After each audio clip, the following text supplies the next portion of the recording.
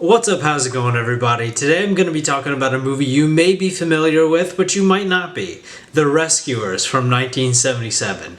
Now me personally, I grew up with this movie, and it's one of those movies that kind of has always been around. I can't even remember the first time I saw it. It's just kind of always been there. And it was always a movie that I liked, but it was never one of my favorites. I've seen this movie several times, the last time being maybe 2 years ago, but I think upon this rewatch, I have a newfound appreciation for this movie. The Rescuers really isn't one of Disney's more iconic movies. If you went up to somebody and asked them to name classic Disney movies from the 20th century, The Rescuers is probably not going to be one of the first few that they name, if they name it at all, but this movie is a classic nonetheless. Until recently, I had no idea that The Rescuers was based on a book series, but it is based on The Rescuers and its sequel Miss Bianca by author Marjorie Sharp, with the characters and premise being based on the former, while the story is more so inspired by the latter. Although I have seen this movie several times before, something that really stood out to me in this particular rewatch is that I had never really noticed how much I enjoyed the soundtrack of this film.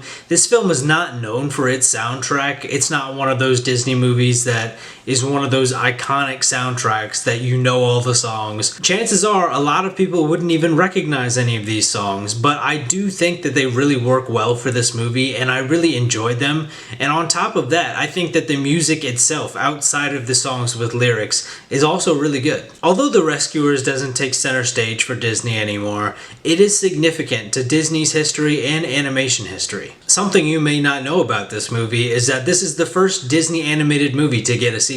In fact, this film performed so well that Disney was considering giving it a spin-off television series, which would have made this the first Disney animated movie to receive a TV spin-off. This didn't end up happening, however, because Disney decided to make The Rescuers Down Under, which, like I said, made this the first Disney animated movie to receive a sequel. And something that I think is really interesting is that Rescuers TV spin-off series did not get completely canned, it did get reworked, and Bernard and Bianca were replaced with Chip and Dale, and so the Rescuers movie is the reason why Chip and Dale Rescue Rangers exists, which is something I didn't know until I was researching this movie after I did my rewatch. Although this film has faded from the spotlight, The Rescuers, which, like I said, was released in 1977, did break the record for the largest opening weekend in box office history for an animated film at that time, and it held that record from 1977 until 1986, when it was replaced by An American Tail. As a matter of fact, if you really want to get into the scale of how big this movie was at the time,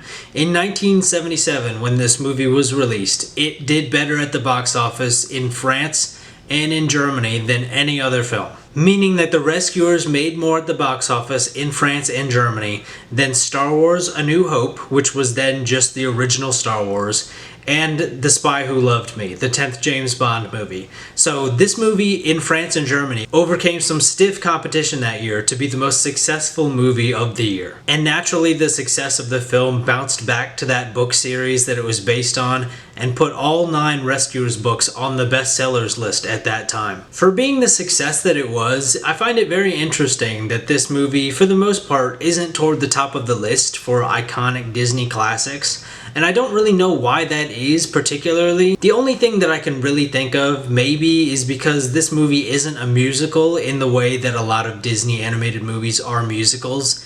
This movie has music, but the songs in these movies are more dedicated to the story itself. The characters don't sing these songs. These songs are sung about the story and pushing the story forward. But these songs aren't of and from the characters in the same way that it would be in another Disney movie. Overall, I really enjoyed my time rewatching this movie and getting to know this movie again. It's one that I always liked as a kid, and I'm glad that it's just growing on me more. And I definitely think I have a newfound appreciation for this movie, just learning more about how it was made and the impact it had. But yeah, what did you think of The Rescuers? Did you see it? Is this one of the movies that you grew up with? Is this a movie that you forgot existed?